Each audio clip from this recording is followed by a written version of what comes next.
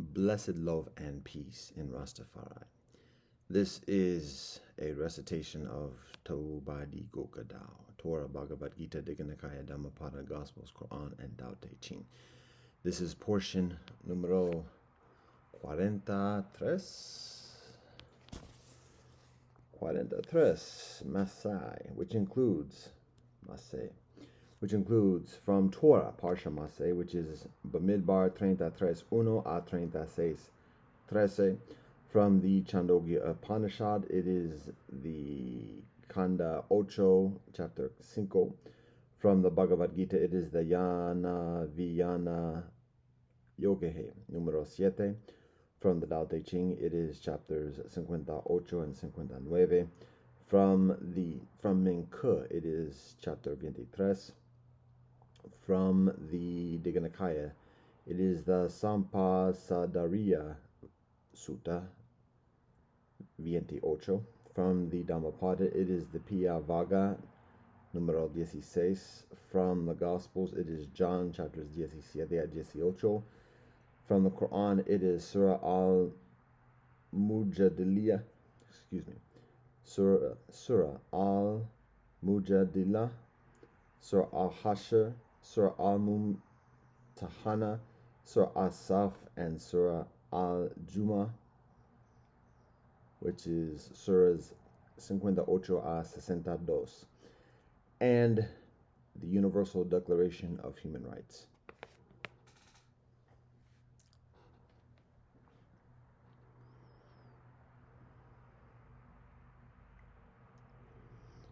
Bismillah ar-Rahman ar-Rahim. Allah Akbar. Dao ke dao fe chong dao, min ke min fe chong min. Ja Rastafari. Deus nos de quies in cele santo vaquito nomen tuum, vahe guru salam. Baruch ata Elohim, Eloheinu melech haolam, borei b'riagafen. Amen. Baruch ata Elohim, Eloheinu melech haolam, asher katzanu b'mitotav v'tzivan l'suk b'revai Torah. Amen. Kiri eleison, sevomastu savejigatahim, sabe sata bhavantu sukitata. Fagabiyam. Akwaba upendo na amani, fikiri na salami, chinta dam para me libov me wumajika. Ubuntu shabono fakithka.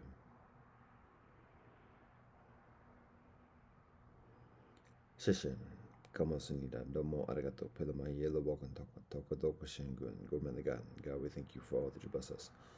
Ata jam yat yata afanami. Mado, om shanti shanti shanti. Amen.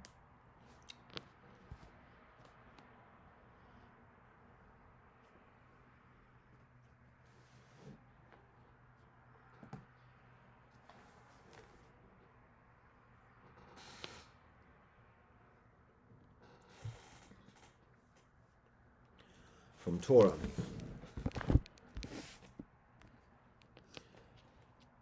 Parsha Masei, Bamidbar 33, 1 a 36. These are the journeys of the children of Israel who left the land of Egypt in their legions under the charge of Moshe and Aaron. Moshe recorded their starting points from their journeys according to the word of Elohim, and these were their journeys with their starting points. They journeyed from Ramses in the first month, on the 15th day of the first month. On the day following the Pesach offering, the children of Israel left triumphantly before the eyes of all the Egyptians. And the Egyptians were busy bearing because Elohim had struck down their firstborn and had wrought vengeance against their deities. The children of Israel journeyed from Ramses and camped in Sukkot. They journeyed from Sukkot and camped in Etam at the edge of the desert. They journeyed from Etam and camped at Pi-Hahirot, which faces Baal Zephon, and they camped in front of Migdol. They journeyed from Penei Hahirot and crossed in the midst of the sea to the desert. They walked for 3 days in the desert of Etam and camped at Marah. They journeyed from Marah and arrived at Elim, and in Elim there were 12 springs of water and 70 palm trees, and they camped there. They journeyed from Elim and camped by the Sea of Reeds. They journeyed from the Sea of Reeds and camped in the desert of Sin. They journeyed from the desert of Sin and camped in Dofka. They journeyed from Dofka and camped at Alush. They journeyed from Alush and camped at Rephidim, but there was no water for the people to drink. They journeyed from Rephidim and camped in the Sinai desert. They journeyed from the Sinai desert and camped in Kivrot HaTa'ava. They journeyed from Kivrot ha-Ta'ava and camped in Hazerot. They journeyed from Hazerot and camped in Ritma. They journeyed from Ritma and camped in Rimon Peretz. They journeyed from Rimon Peretz and camped in Libna. They journeyed from Libna and camped in Rissa. They journeyed from Rissa and camped in Kehelata. They journeyed from Kehelata and camped in Mount Shefer. They journeyed from Mount Shefer and camped in Harada.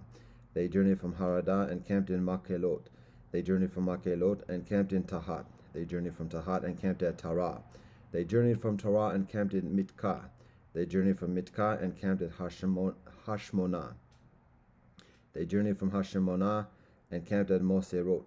They journeyed from Moserot and camped in Bnei Yakan. They journeyed from Bnei Yakan and camped in Hor Haggidgad. They journeyed from Hor Haggidgad and camped in Yotbata. They journeyed from Yotbata and camped at Abrona. They journeyed from Abrona and camped at Etzion Geber. They journeyed from Etzion Geber and camped in the desert of Zin, which is Kadesh. They journeyed from Kadesh and camped at Mount Hor, at the edge of the land of Edom. Aaron the Kohen ascended Mount Hor at Elohim's bidding and died there, on the first day of the 5th month in the 40th year of the children of Israel's exodus from Egypt. Aaron was 123 years old when he died at Mount Hor.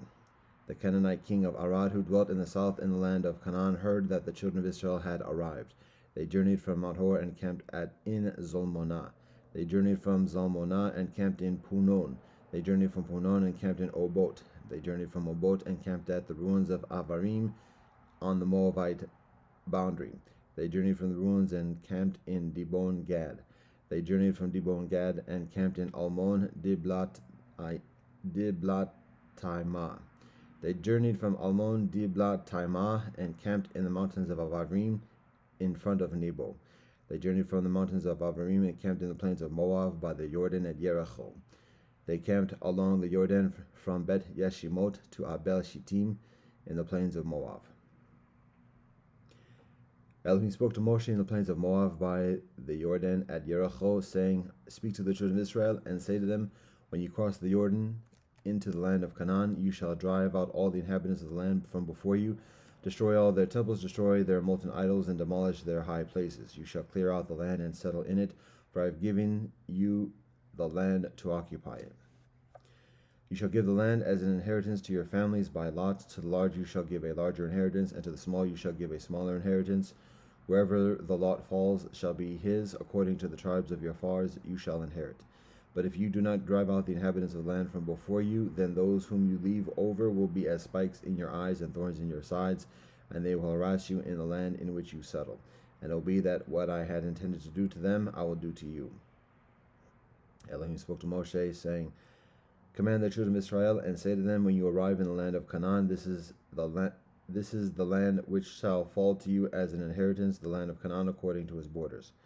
Your southernmost corner shall be from the desert of Zin along Edom, and the southern border shall be from the edge of the Sea of Salt, the Dead Sea, to the east. The border then turns south of Malay Akrabim, elevation of Akrabim, passing towards Zin, and its ends shall be to the south of Kadesh Barnea. Then it shall extend to Hazar Adar and continue towards Azmon. The border then turns from Azmon to the stream of Egypt, and its ends shall be to the sea. The western border, it shall be for you the great Mediterranean Sea. At the border, this shall be your western border. This shall be your northern border from the great Mediterranean Sea. Turn yourselves towards Mount Hor. From Mount Hor, turn to the entrance of Hamat, and the ends of the border shall be towards Zedad. The border shall then extend to Ziphron, and its ends shall be Hazar Enan. This shall be your northern border. You shall then turn yourselves towards the eastern border from Hazar Enan to Shepham. The border descends from Shepham towards Riblah to the east of Ain. Then the border descends and hits the eastern shore of Lake Kinneret. The border then continues down along the Jordan, and its ends is the Sea of Salt, the Dead Sea. This shall be your land according to his borders around. Moshe commanded the children of Israel, saying, "This is the land which you are to apportion for inheritance through a lot that Elohim has commanded to give to the 9.5 tribes. For the tribe of Reuben's descendants according to their father's house, and the tribe of Gad's descendants according to their father's house, and the half tribe of Manasseh have already received their inheritance. The 2.5 tribes have received their inheritance on this side of the Jordan, near Jericho, in the east towards the rising of the Soleil." Elohim spoke to Moshe, saying, These are the names of the men who shall inherit the land on your behalf, Eleazar the Kohen and Yehoshua the son of Nun. You shall take one chieftain from each tribe to help you to acquire the land. These are the names of the men for the tribe of Yehuda, Caleb the son of Yefuneh; for the tribe of the descendants of Shimon, Samuel the son of Amihud; for the tribe of Benjamin, Elidad the son of Chislon; the chieftain for the tribe of the descendants of Dad, Buki the son of Yogli; for the descendants of Yosef, the chieftain for the tribe of the descendants of Manasseh, Haniel the son of Ephod; for the chieftain of the tribe of the descendants of Ephraim, Kemuel the son of Shiftan; the chieftain for the tribe of the descendants of Zebulun, Elizaphan the son of Parnach; the chieftain of the tribe of the descendants of Issachar, Paltiel the son of Azan; the chieftain for the tribe of the descendants of Asher, Ahihud the son of Shelomi; the chieftain of the tribe of the descendants of Naphtali, Pedahel the son of Amihud. These are the ones whom Elohim commanded to apportion the inheritance to the children of Israel in the land of Canaan. Elohim spoke to Moshe in the plains of Moab by the Jordan at Yericho, saying, Command the children of Israel that they shall give to the Levites from their hereditary possession cities in which to dwell, and ye shall give the Levites open spaces around the cities. These cities shall be theirs for dwelling, and their open spaces shall be for their cattle, their property, and for all their needs. The areas of open space for the cities which you shall give to the Levites shall extend from the wall of the city outwards 1,000 cubits all around. You shall measure from outside the city 2,000 cubits on the eastern side, 2,000 cubits on the southern side, 2,000 cubits on the western side, and 2,000 cubits on the northern side, with the city in the middle. This shall be your city's open spaces. Amongst the cities you shall give to the Levites shall be 6 cities of refuge, which you shall provide as places to which a murderer can flee. In addition to them you shall provide 42 cities. All the cities you shall give to Levites shall number 48 cities, them with their open spaces. And as for the cities that you shall give from the possession of the children of Israel, you shall take further from a larger holding, and you shall take less from a smaller one. Each one according to the inheritance allotted to him shall give of his cities to the Levites. Elohim spoke to Moshe, saying, Speak to the children of Israel, and say to them, When you cross the Jordan to the land of Canaan, you shall designate cities for yourselves. They shall be cities of refuge for you, and a murderer who killed a person unintentionally shall flee there. These cities shall serve you as a refuge from an avenger, so that the murderer shall not die until he stands in judgment before the congregation. The cities that you provide shall serve as 6 cities of refuge for you. You shall provide the 3 cities in Transjordan, and the 3 cities in the land of Canaan. They shall be cities of refuge. These 6 cities shall be a refuge for the children of Israel, and for the proselyte and resident amongst them, so that anyone who unintentionally kills a person can flee there. If he struck him with an iron instrument and he dies, he is a murderer, and the murderer shall be put to death. If he struck him with a fist-sized stone which is deadly, and he dies, he is a murderer, and the murderer shall be put to death. Or with a fist-sized wooden instrument which is deadly, and he dies, he is a murderer, and the murderer shall be put to death. The blood avenger shall kill the murderer. He may kill him when he meets him. If out of hatred he pushed him, or threw something at him with premeditation, and he died, or if he maliciously struck him with his hand and he died, the assailant shall be put to death. He is a murderer. The blood avenger may kill the murderer when he meets him. But if he pushed him accidentally without malice, or threw an object at him without premeditation, or with any stone which is deadly, and without seeing his victim, he threw it down at him, and it killed him, but he was not his enemy, and bore him no malice, then the congregation shall judge between the assailant and the blood avenger on the basis of these judgments. The congregation shall protect the murderer from the hand of the blood avenger, and the congregation shall return him to the city of refuge to which he had fled, and he shall remain there until the Kohen Gadol, who anointed him with the sacred oil, dies.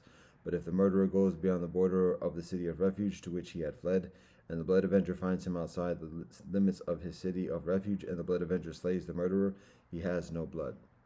For he shall remain in his city of refuge until the Kohen Gadol dies, and only after the Kohen Gadol has died may the murderer return to the land which is his possession. These shall be for you a statute of justice for all your generations in all your dwelling places. Whoever, namely the blood avenger, kills a person, based on the testimony of witnesses, he shall slay the murderer. A single witness may not testify against a person so that he should die. You shall not accept ransom for the life of a murderer who is guilty of death, for he shall be put to death. You shall not accept ransom for one who has fled to his city of refuge, to allow him to return to live in the land before the Kohen has died. And you shall not corrupt the land in which you live, for the blood corrupts the land, and the blood which is shed in the land cannot be atoned for, except through the blood of the one who shed it. And you shall not defile the land where you reside, in which I dwell, for I am Elohim who dwells amongst the children of Israel. The paternal heads of the family of the sons of Gilead, the son of Machir, the son of Manasseh, of the families of the sons of Joseph, approached and spoke before Moshe and before the chieftains, the paternal heads of the children of Israel. They said, Elohim commanded my master to give the land as an inheritance through a lot to the children of Israel, and our master was commanded by Elohim to give the inheritance of Zelophehad, our brother, to his daughters.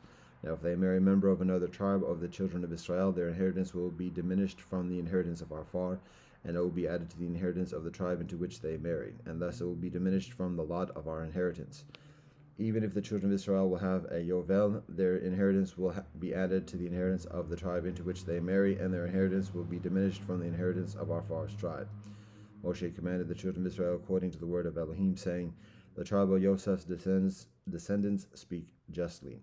This is the word that Elohim has commanded regarding Zelophehad's daughters, that let them marry whomever they please, but they shall marry only to the family of their far's tribe.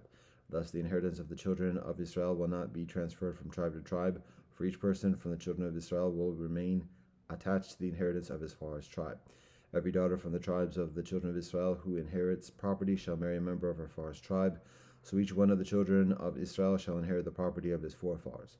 And no inheritance will be transferred from one tribe to another tribe, for each person of the tribes of the children of Israel shall remain attached to his own inheritance. As Elohim had commanded Moshe, so did Zelophehad's daughters do.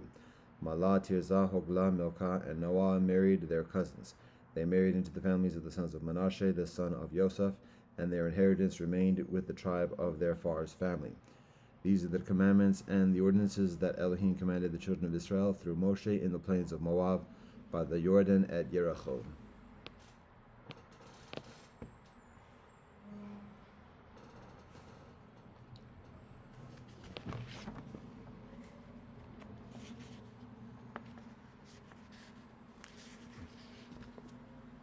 Chandogya Upanishad, Kanda 8, Chapter 5. Now, what people call Yaya, offering, that is truly continence, for he who knows Brahman obtains that world of Brahman which others obtain through offering by means of continence. What people call Ishta, worship, that is truly continence, for having desired Ishtva, the knowledge of the self, by means of continence one realizes the self. Now what people call the Satrayana, offering, that is truly continence, for by means of continence one obtains from the true Sat, the safety, Trana, of the self.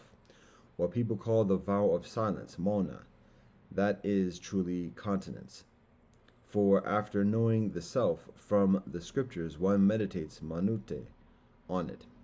Now what people call the vow of fasting, Anasakayana, that is truly continence. For that self does not perish, na nasyati, which one realizes by means of continence. What people call the life of a hermit, Aranyayana, that is truly continence. There are in the world of Brahman, in the third heaven from here, from earth, 2 seas, Ara and Nya, by name, and also there is a lake called Eramadya. Further, there are the Ashvata tree, which showers soma juice, and the city of Brahman, Hiranyagarbha, called Aparajita, and the golden hall built by Brahman, Hiranyagarbha, by Brahman's self. The world of Brahman belongs to those who obtain by means of continence the seas Ara and Nya in the world of Brahman. For them there is freedom in all the worlds.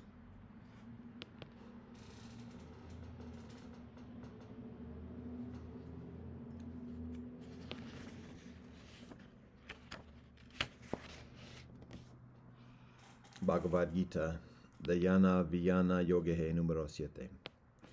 Sri Krishna says, hear, O Partha, how with your mind attached to me and taking refuge in me and practicing yoga, you will without any doubt know me in full.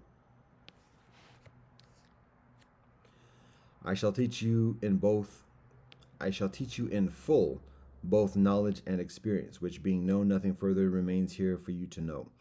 Amongst thousands of men, one here and there strives for perfection, and of those who strive and succeed, one perchance knows me in truth. Earth, water, fire, air, ether, mind, reason, and ego, such is the eightfold division of my nature. This is my lower nature, but different from it, know, O mighty Arjuna, my higher nature, the indwelling spirit by which the universe is sustained. Know that these two form the womb of all beings. I am the origin of the entire universe and also its dissolution. There exists nothing whatever higher than I am, O Dhananjaya. All is strung on me as a row of gems on a thread. I am the savor of waters, O son of Kunti, the radiance of the soleil and moon. I am the syllable Om in all the Vedas, the sound in ether, the manliness in man. I am the sweet fragrance in earth and the brightness in fire. In all beings I am the life, and I am the austerity in ascetics. Know me, O son of Prita, to be the eternal seed of all things that exist. I am the intelligence of the intelligent and the daring of the brave. I am the strength of the strong, free from longing and attachment. I am, O master of the Bharatas, the desire in all beings that is not contrary to the Dharma. And whatever things there be of the nature of Sattva, Rajas, and Tamas, know they all are from me alone. I am not, however, in them, they are in me. Deluded by these threefold gunas constituting nature, this whole world fails to recognize me, who am above the gunas and immutable. Verily, this divine Maya of mine, consisting of the gunas, is hard to overcome, but those who take refuge in me alone shall cross over this Maya. Evildoers and the deluded and the vilest amongst men, deprived of knowledge by Maya and following the way of the Asuras, do not worship me. 4 types of virtuous men worship me, O Arjuna: the man in distress, the man seeking knowledge, the man seeking enjoyment, and, O best of the Bharatas, the man endowed with wisdom. Of these the wise man, ever steadfast and devoted to the one alone, is the best, for supremely dear am I to the man of wisdom, and he is dear to me. Noble indeed are they all, but the man endowed with wisdom I deem to be my very self, for steadfast in mind he remains fixed in me alone as the supreme goal. At the end of many births, the man of wisdom seeks refuge in me, realizing that Vasudeva is all. Rare indeed is such a high-souled person. But those whose discrimination has been led astray by various desires resort to other deities, following diverse rituals constrained by their own natures. Whatever may be the form a devotee seeks to worship with faith, in that form alone I make his faith unwavering. Possessed of that faith, he worships that form, and from it attains his desires, which are in actuality granted by me alone. But finite is the result gained by these men of small minds. Those who worship the deities go to the deities, those who worship me come to me. Not knowing my supreme nature, immutable and transcendent, foolish men think that I, the unmanifest, am endowed with a manifest form. Veiled by my Maya, born of the gunas, I am not revealed to all. This deluded world knows me not as the unborn and eternal. I, O Arjuna, know the beings that are of the past, that are of the present, and that are to come, but me no one knows. All beings from their very birth, O Bharata, are deluded by the spell of the pairs of opposites arising from desire and aversion. But the men of virtuous deeds, whose sin is ended, are free from the delusion of the pairs and worship me with firm resolve. Those who take refuge in me to gain release from old age and death, they will come to know Brahman, they will come to know all about the individual soul and all about action as well. Those who know me as the one that underlies all the elements, as the one that underlies all the angels, and as the one that sustains all the offerings, will with steadfast mind know me even in the hour of death.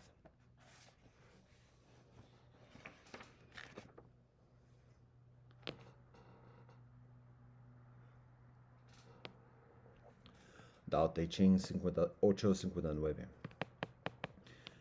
58. When governing is lackluster, the people are simple and honest. When governing is scrutinizing, the people are shrewd and crafty. Misfortune is what fortune depends upon. Fortune is where misfortune hides beneath. Who knows their ultimate end? They have no determined outcome. Rightness reverts to become strange. Benevolence reverts to become wicked. The confusion of the people has lasted many long days. Therefore the sages are righteous without being scathing, incorruptible without being piercing, straightforward without being ruthless, illuminated without being flashy. 59. In governing people and serving heaven, there is nothing like conservation. Only with conservation is it called submitting early. Submitting early is called emphasis on accumulating virtues. Accumulating virtues means there is nothing one cannot overcome. When there is nothing that one cannot overcome, one's limits are unknown. The limitations being unknown, one can possess sovereignty. With this more principle of power, one can be everlasting. This is called deep roots and firm foundation. The Tao of longevity and lasting vision.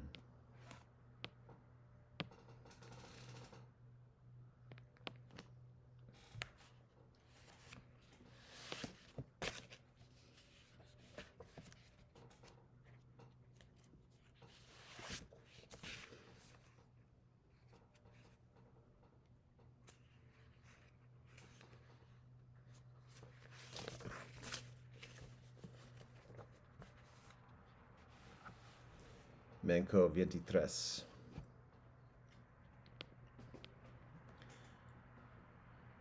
A man of Ren asks the disciple Wu Lu, saying, "Is an observance of the rules of propriety in regard to eating or eating merely the further important?" The answer is, the observance of the rules of propriety is the further important. Is the gratifying the appetite of sex, or the doing so only according to the rules of propriety, the further important? The answer again is, the observance of the rules of propriety in the matter is the further important. The man pursues, if the result of eating only according to the rules of propriety will be death by starvation, whilst by disregarding those rules we may get food, must they still be observed in such a case?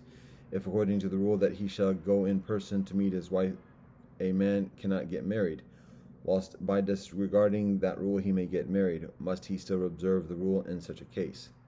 Wu Lu is unable to reply to these questions, and the next day he goes to Zhao and tells them to Mengke. Mengke says, "What difficulty is there in answering these inquiries? If you do not adjust them at their lower extremities, but only put their tops on a level, a portion of wood an inch square may be made to be higher than the pointed peak of a high building. Gold is heavier than feathers, but does that saying have reference, on the one hand, to a single clasp of gold, and on the other to a wagon load of feathers? If you take a case where the eating is of the utmost importance and the observing the rules of propriety is of little importance, and compare the things together, why stop with saying merely that the eating is further important? So taking the case where the gratifying of the appetite of sex is of the utmost importance, and the observing the rules of propriety is of little importance, why stop with merely saying that the gratifying the appetite is the further important? Go and answer him thus. If by twisting your elder brother's arm and snatching from him what he is eating, you can get food for yourself, whilst if you do not do so, you will not get anything to eat, will you so twist his arm? If by getting over your neighbor's wall and dragging away his virgin daughter, you can get a wife, whilst if you do not do so, will you not be able to get a wife? Whilst if you do not do so, you will not be able to get a wife, will you so drag her away? Jiao of Chao asks Manku, saying, "It is said all men may be Yaos and Shuns. Is it so?" Manku replies, "It is." Jiao goes on, "I have heard that King Wen was 10 cubits high and Tong 9. Now I am 9 cubits 4 inches in height, but I can do nothing but eat my millet. What am I to do to actualize that saying?" Manku answers him, "What has the question of size, to do with the matter? It all lies simply in acting as such. Here is a man whose strength was not equal to lift a duckling. He was then a man of no strength. But today he says, I can lift Thresmeal Caddy's weight, and he is a man of strength. And so he who can lift the weight which Wu Huo lifted is just another Wu Huo. Why should a man make a want of ability the subject of his grief? It is only that he will not do the thing. To walk slowly, keeping behind his elders, is to perform the part of a younger. To walk quickly and precede his elders is to violate the duty of a younger brother. Now is it what a man cannot do to walk slowly? It is what he does not do. The course of Yao and Shun was simply that of filial piety and fraternal duty. Wear the clothes of Yao, repeat the words of Yao, and do the actions of Yao, and you will be just a Yao. And if you wear the clothes of Ji, repeat the words of Ji, and do the actions of Ji, you will just be a Ji.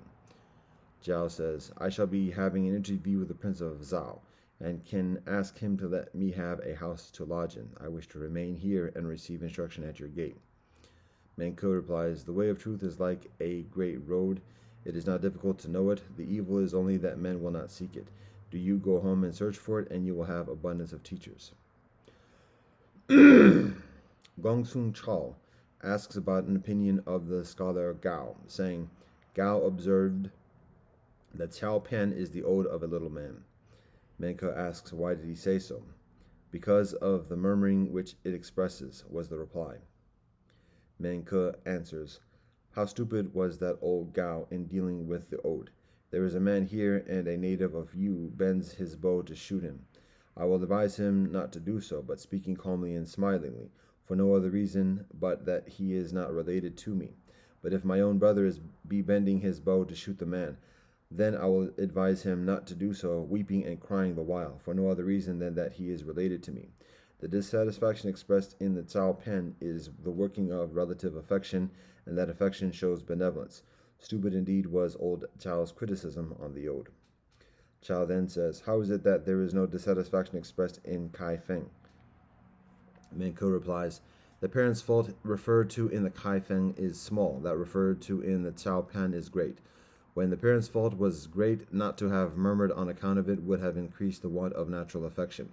Where the parent's fault was small, to have murmured on account of it would have been to act like water, which frets and foams about a stone that interrupts its course. To increase the want of natural affection would have been unfilial, and to fret and foam in such a manner would also have been unfilial. Confucius says, Shun was indeed perfectly filial, and yet when he was 50 he was full of longing desire about his parents. Song King, being about to go to Chu, Menke meets him in Shi Chi. Master, where are you going? Asks Menke. Kong replies, I have heard that Qin and Chu are fighting together, and I am going to see the king of Chu and persuade him to cease hostilities. If he shall not be pleased with my advice, I shall go to see the king of Qin and persuade him in the same way. Of the two kings, I shall surely find that I can succeed with one of them. Menko says, I will not venture to ask about the particulars, but I should like to hear the scope of your plan. What course will you take to try to persuade them? Kang answers, I will tell them how unbeneficial, ungainful their course is to them. Master, says Menko, your aim is great, but your argument is not beneficial. If you, starting from the point of gainfulness, offer your persuasive counsels to the kings of Qin and Chu, and if those kings are pleased with the consideration of gain, so as to stop the movements of their armies, then all belonging to those armies will rejoice in the cessation of war, and find their pleasure in the pursuit of gain. Ministers will serve their sovereign for the gain of which they cherish the thought. Sons will serve their fathers, and younger brothers will serve their elder brothers from the same consideration. And the issue will be that, abandoning benevolence and righteousness, sovereign and minister, father and son, younger brother and elder, will carry on all their intercourse with the thought of gain cherished in their breasts. But never has there been such a state of society without ruin being the result of it.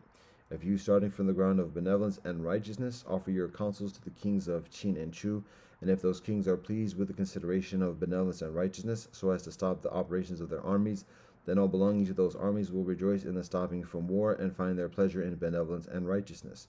Ministers will serve their sovereign, cherishing the principles of benevolence and righteousness.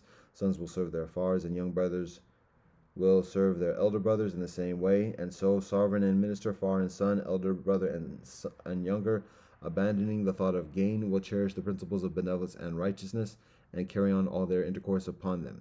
But never has there been such a state of society without the state wherein it prevailed, rising to the royal sway. Why must you utilize that word gain? When Menke is residing in Zhao, the younger brother of the chief of Ren, who is guardian of Ren at that time, pays his respects to him by a present of silks, which Menke receives, not going to acknowledge it. When he is sojourning in Pinglu, Chu, who is the prime minister of the state, sends him a similar present, which he receives in the same way. Subsequently, going from Zhao to Ren, he visits the guardian, but when he goes from Pinglu to the capital of Qi, he does not visit the minister Chu. The disciple Wu Lu is glad and says, I have got an opportunity to obtain some instruction. He asks accordingly, Master, when you went to Ren, you visited the chief's brother, and when you went to Qi, you did not visit Chu. Was it not because he is only the minister? Menko replies, no, it is said in the book of history, in presenting an offering to a superior, most depends on the demonstrations of respect. If those demonstrations are not equal to the things offered, we say there is no offering, that is, there is no act of the will presenting the offering. This is because the things so offered do not constitute an offering to a superior.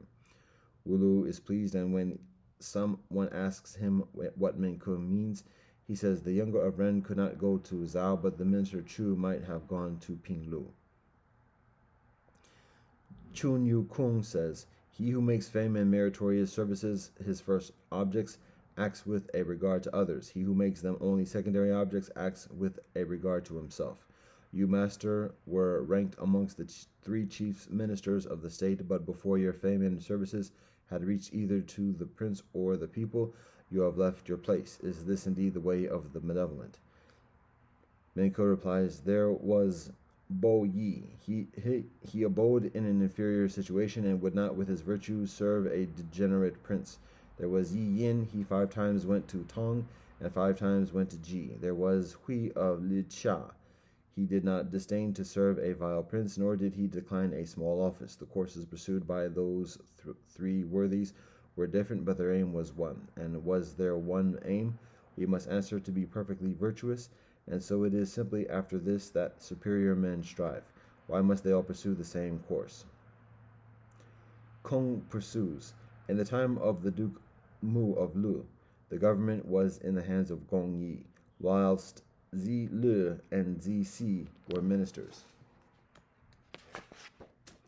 And yet the dismemberment of Lu then increased exceedingly. Such was the case, a specimen how your men of virtue are of no advantage to a kingdom. Menko says, the Prince of Yu did not utilize Bai Li Ti, and thereby lost his state. The Duke Mu of Qin utilized him and became chief of all the princes. Ruin is the consequence of not employing men of virtue and talents. How can it rest with dismemberment merely?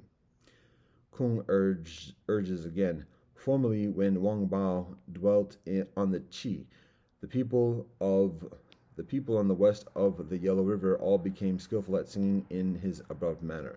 When Mian Zhu lived in Gaotong, the people in the parts of Qi on the west became skillful at singing in his prolonged manner. The wives of Hua Zhao and Qi Liang bewailed their husbands so skillfully that they changed the manners of the state. When there is the gift within, it manifests itself without. I have never seen the man who could do the deeds of a worthy and did not actualize the work of one. Therefore, there are now no men of talents and virtue. If there were, I should know them. Menko answers, when Kung Fuzi was chief minister of justice in Lu, the prince came not to follow his counsel. Soon after, there was the solstial offering, and when a part of the flesh presented in offering was not sent to him, he went away even without taking off his cap of ceremony. Those who did not know him supposed it was on account of the flesh. Those who knew him supposed that it was on account of the neglect of the usual ceremony.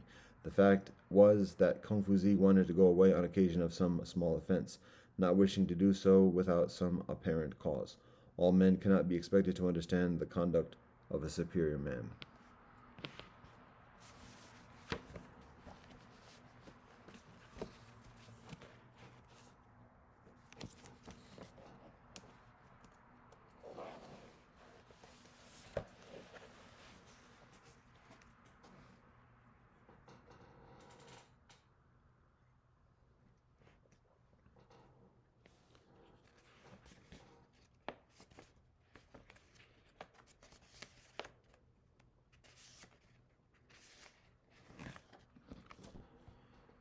The Dignikaya.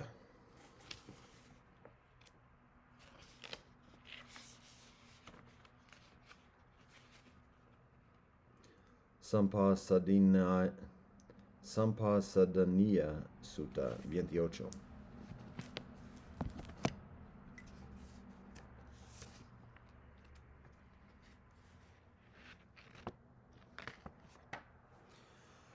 Thus have I heard.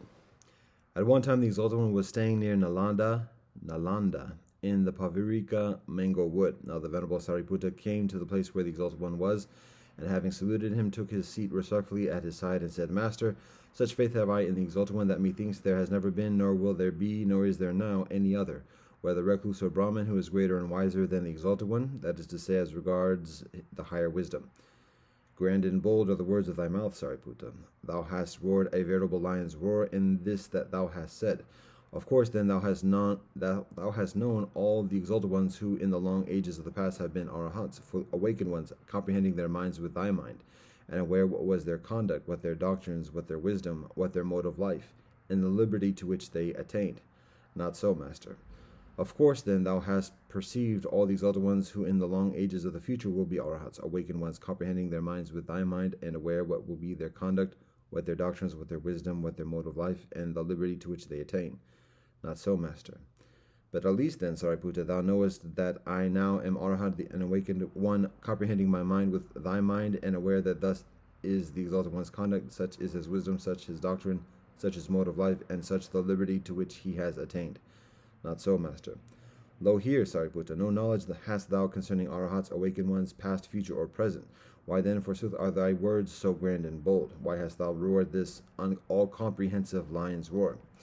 Master, no knowledge have I concerning the minds of past, future, and present Arahats, awakened ones. I only know, Master, the lineage of the Dharma, just as a king, Master, might have a border city, strong in its foundation, strong in its ramparts and towers, and with only one gate, and there might be a warden of the gate, discreet and clever and wise, to stop all strangers and admit only them that were known, and he, on patrolling in his sentry walks over the approaches all around the city, might not so observe all the joints and crevices in the ramparts of that city as to know where anything as small as a cat could get past. He would think, whatever bulkier creatures either enter or leave the city, they all pass only by this gate. Only thus is it, Master, that I know the lineage of the Dharma. They who in the long ages of the past were Arhats, supremely awakened, putting away the 5 hindrances, suppressing the corruptions of the mind by wisdom, with hearts well established in the 4 exercises for setting up mindfulness, thoroughly exercising themselves in the 7 branches of enlightenment, have wholly awakened to the uttermost awakening. They who in the long ages of the future will be Arhats, supremely awakened ones, will do likewise, and the Exalted One too now, Master, is Arhat, supremely awakened. He too hath done likewise. It happened one day, Master, that I had come to the Exalted One to listen to the exposition of the Dharma, and the Exalted One taught me doctrine, each point ever further excellent than the last, with comparison of the things of light and the things of darkness. Now, whilst the Exalted One was teaching me the Dharma after this sort, even so I, understanding that Dharma perfect amongst the doctrines, one certain doctrine, namely faith in the Master. And I confessed in my heart, the Exalted One is supremely awakened, well taught by him is the Dharma, blessed is the Sangha. Further, Master, this too is unsurpassed, the way, namely, in which the Exalted One teaches the Dharma concerning righteous doctrines, I mean the 4 exercises in setting up mindfulness, the 4 supreme efforts, the 4 roads to saintship, the 5 virtuous powers, the 5 forces, the 7 branches of enlightenment, the Aryan Eightfold Path, showing how a bhikshu, by destruction of the intoxicants, may know and realize for himself, even in this life, sane and immune emancipation of intellect and intuition, and so attaining may therein abide. Unsurpassed, Master, is this concerning righteous doctrines, and all this the Exalted One understands, and beyond what he understands there is nothing left to understand. Nor is there any other, whether he be recluse or Brahmin, who is greater and wiser than the Exalted One, that is to say, as regards righteous doctrines. Further, Master, this too is unsurpassable, the way, namely, in which the Exalted One teaches the Dharma concerning our sense experience, how the 6 fields of sense are subjective and objective, sight and visible things, hearing and sound, smell and odors, taste and savory things, touch and tangible things, mind and mental objects. Unsurpassable, Master, is this concerning our sense experience. All this the Exalted One understands, and beyond what he understands there is nothing left to understand. Nor is there any other, whether he be recluse or Brahmin, who is greater and wiser than the Exalted One, that is to say, as regards our sense experience. Further, Master, this too is unsurpassable, the way, namely, in which the Exalted One teaches the Dharma concerning our sense experience, how the 6 fields of sense are subjective and objective, sight and visible things. Further, Master, this too is unsurpassable, the way, namely, in which the Exalted One teaches the Dharma concerning dissensions at rebirth, that there are 4 modes of dissension. Thus, one descends into the moor's womb unknowing, abides there unknowing, departs thence unknowing. That is the first mode. Next, one descends into the moor's womb knowingly, but persists there unknowing, and departs thence unknowing. That is the second mode. Again, one descends and persists knowing, but departs unknowing. This is the third mode. Again, one descends into the moor's womb knowing, persists there knowing, and departs thence knowing. This is the 4th mode of dissension. Unsurpassable Master is this concerning dissensions at rebirth. All this the Exalted One understands, and beyond what he understands there is nothing left to understand. Nor is there any other, whether he be recluse or Brahmin, who is greater and wiser than the Exalted One, that is to say, as regards dissensions at rebirth. Further, Master, this too is unsurpassable, the way namely in which the Exalted One teaches the Dharma concerning the modes of revealing the mind of another, that there are 4 modes. Thus, one reveals by a visible sign, saying, Thou art thinking thus, thou hast so and so in thy mind, thy thought is thus. However much one reveals that is so and not otherwise, this is the first mode of revealing the mind of another. Again, one reveals thoughts not by a visible sign, but through hearing a sound uttered by humans or non-humans, yakas, pisachas, or devas, and one says, Thou art thinking thus, thou hast so and so in thy mind, thy thought is this, thy thought is thus. However much one reveals that is to so and not otherwise, this is the second mode. Again, one reveals thoughts neither by a visible sign nor through hearing a sound made by humans or non-humans or devas, but through hearing a rational sound made intelligently and deliberately. And one says, Thou art thinking thus, thou hast such and such in thy mind, thy thought is thus. However much one reveals that is so and not otherwise, this is the third mode of revealing. Again, one reveals thoughts neither by a visible sign nor through hearing a sound made by humans or non-humans or devas, nor through hearing a rational sound made intelligently and deliberately, but when achieving concentration without attention applied on occasion of sense, one then knows intuitively the thoughts of another, and one says, Just according to the aim of the mental activity of this benevolent person, even on such and such a thought will he next be directing his mind. And however much one reveals that is so and not otherwise, this is the fourth mode. Unsurpassable Master is this concerning the modes of revealing the mind of another. All this the Exalted One understands, and beyond what he understands there is nothing left to understand. Nor is there any other, whether he be recluse or Brahmin, who is greater and wiser than the Exalted One, that is to say, as regards the modes of revealing the mind of another. Further, Master, unsurpassable is the way in which the Exalted One teaches the Dharma concerning degrees of discernment, that there are 4 such degrees, namely, some recluse or Brahmin by means of ardor, of effort, of application, of strenuous earnestness, of careful concentration, reaches up to such rapture of thought that with rapt mind he meditates introspectively on just this bodily organism from the bottom of the foot to the crown of the head, as a hide-bound mass of manifold uncleanness. Thus, in this body are hairs down, nails, teeth, skin, flesh, sinews, bone, marrow, kidney, heart, liver, membrane, spleen, lungs, bowels, mesentery, stomach, feces, bile, phlegm, pus, blood, sweat, fat, tears, saliva, snot, synovial fluid, urine. This is the first degree of discernment. Again, Master, such a recluse or Brahmin by means of ardor, of effort, of application, of strenuous earnestness, of careful concentration, reaches up to such rapture of thought that with rapt mind he meditates introspectively on just this bodily organism from the bottom of the foot to the crown of the head, as a hide-bound mass of manifold uncleanness. Thus, in this body are hairs down, nails, teeth, skin, flesh, sinews, bone, marrow, kidney, heart, liver, membrane, spleen, lungs, bowels, mesentery, stomach, feces, bile, phlegm, pus, blood, sweat, fat, tears, saliva, snot, synovial fluid, urine, and goes on to meditate after that on the human skeleton as covered by skin and flesh and blood. This is the second degree of discernment. Again, Master, such a recluse or Brahmin by means of ardor, of effort, of application, of strenuous earnestness, of careful concentration, reaches up to such rapture of thought that with rapt mind he meditates introspectively on just this bodily organism from the bottom of the foot to the crown of the head, as a hide-bound mass of manifold uncleanness. Thus, in this body are hairs down, nails, teeth, skin, flesh, sinews, bone, marrow, kidney, heart, liver, membrane, spleen, lungs, bowels, mesentery, stomach, feces, bile, phlegm, pus, blood, sweat, fat, tears, saliva, snot, synovial fluid, urine, and goes on to meditate after that on the human skeleton as covered by skin, flesh, and blood, and he goes on after that to discern the unbroken flux of human consciousness established both in this world and in another world. This is the third degree of discernment. Again, Master, such a recluse or Brahmin by means of ardor, of effort, of application, of strenuous earnestness, of careful concentration, reaches up to such rapture of thought that with rapt mind he meditates introspectively on just this bodily organism from the bottom of the foot to the crown of the head, as a hide-bound mass of manifold uncleanness. Thus, in this body are hairs down, nails, teeth, skin, flesh, sinews, bone, marrow, kidney, heart, liver, membrane, spleen, lungs, bowels, mesentery, stomach, feces, bile, phlegm, pus, blood, sweat, fat, tears, saliva, snot, synovial fluid, urine, and goes on to meditate after that on the human skeleton as covered by skin, flesh, and blood, and he goes on after that to discern the unbroken flux of human consciousness established both in this world and in another world, and he goes after that to discern the unbroken flux of human consciousness as not established either in this world or in another world. This is the fourth degree of discernment. Unsurpassable is this master concerning degrees of discernment. All this the Exalted One understands, and beyond what he understands there is nothing left to understand. Nor is there any other, whether he be recluse or Brahmin, who is greater and wiser than the Exalted One, that is to say, as regards degrees of discernment. Further, Master Unsurpassable is the way in which the Exalted One teaches the Dharma concerning the classification of individuals, that there are 7 classes, to wit, freed both ways, freed from by insight, having bodily testimony, having gained the view, freed by confidence, follower of wisdom, follower of confidence. Unsurpassable, Master, are these terms for classes of individuals. All this the Exalted One understands, and beyond what he understands there is nothing left to understand. Nor is there any other, whether he be recluse or Brahmin, who is greater and wiser than the Exalted One, that is to say, as regards terms for classes of individuals.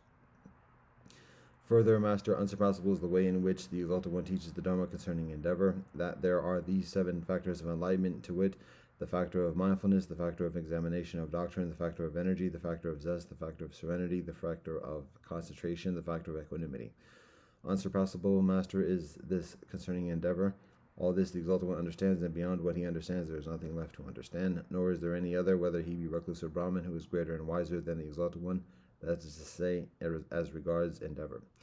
Further, Master Unsurpassable is the way in which the Exalted One teaches the Dharma concerning rates of progress, that there are 4 such rates of progress, to wit, when progress is difficult and intuition slow, when progress is difficult and intuition comes swiftly, when progress is easy but intuition is slow, when progress is easy and intuition comes swiftly. In the first case, progress is reckoned as bad both from difficulty and slowness. In the second case, progress is reckoned as bad from its difficulty. In the third case, progress is reckoned as bad from slowness. In the fourth case, progress is reckoned as excellent because of both ease and swiftness. Unsurpassable, Master, is this concerning rates of progress.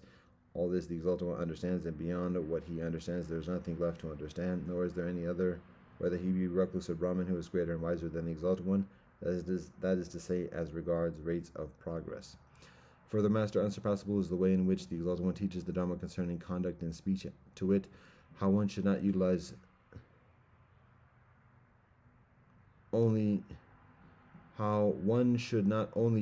no speech associated with lying, but should also, in seeking to win his case, avoid calumnious, abusive, and contentious speech, speaking ever gently words of wisdom worth treasuring up and uttered in due season. Unsurpassable, Master, is this concerning conduct and speech. All this the Exalted One understands, and beyond what he understands there is nothing left to understand. Nor is there any other, whether he be recluse or Brahmin, who is greater and wiser than the Exalted One, that is to say, as regards conduct of speech. Further, Master Unsurpassable is the way in which the Exalted One teaches the Dharma concerning the ethical conduct of man, to wit, how such a man should be true and believing, no trickster, no droner out of holy words for pay, no diviner, no exorcist, no hungering to add to gain, guarded as to the doors of his senses, abstemious in diet, a peacemaker devoted to keeping vigil, unfaltering, apt to apply effort, contemplative, mindful of seemly conversation, valiant to go, to endure and to think, not greedy besides for worldly pleasures, but heedful and sagacious. Unsurpassable, Master, is this concerning a man's ethical conduct.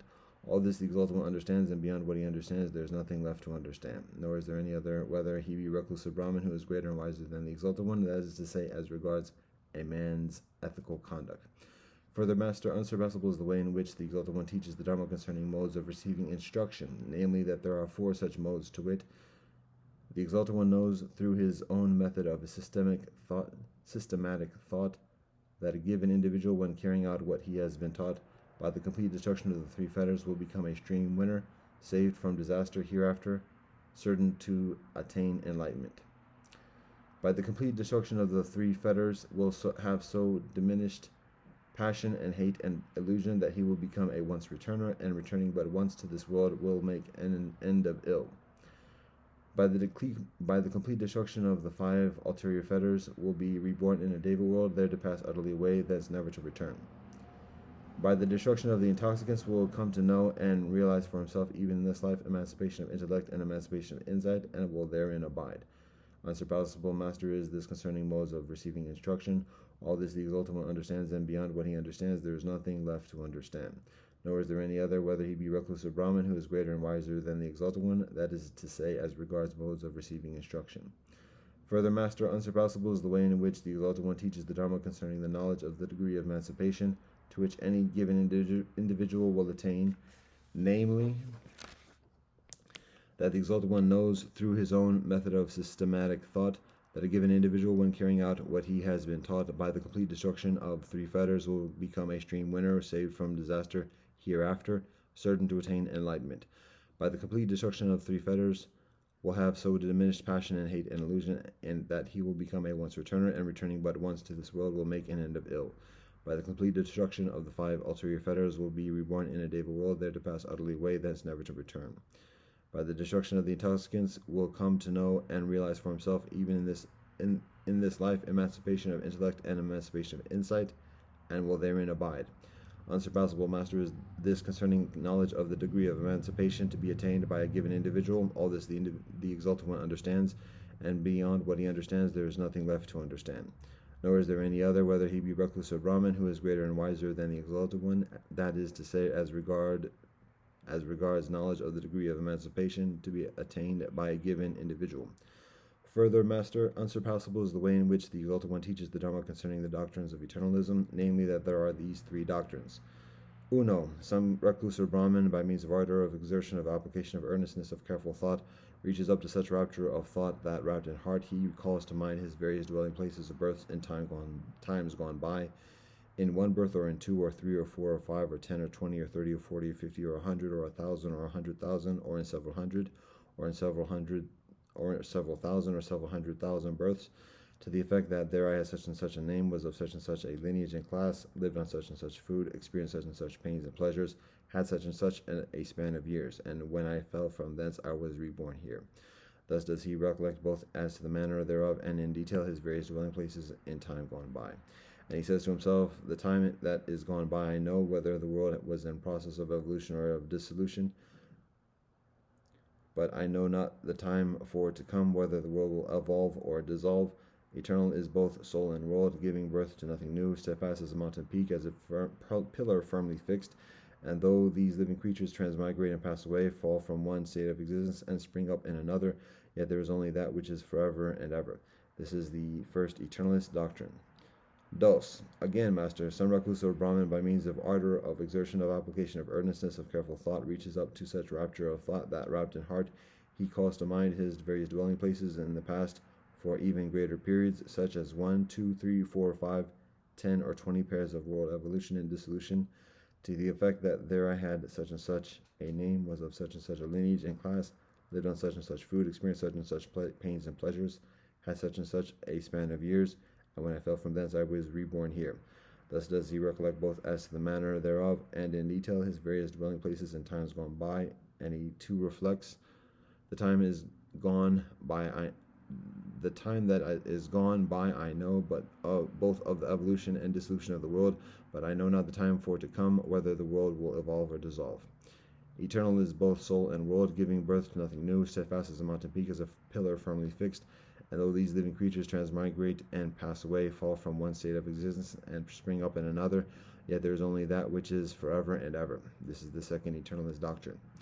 Thus, again, Master, some recluse or Brahmin, by means of ardor, of exertion, of application, of earnestness, of careful thought, reaches up to such rapture of thought that, wrapped in heart, calls to mind his dwelling places in the past, or for even greater periods still, even up to 40 world systems, evolving and dissolving, to the effect that there I had such and such a name, was of such and such a lineage and class, lived on such and such food, experienced such and such pains and pleasures, had such and such a span of years, and when I fell from thence I was reborn here.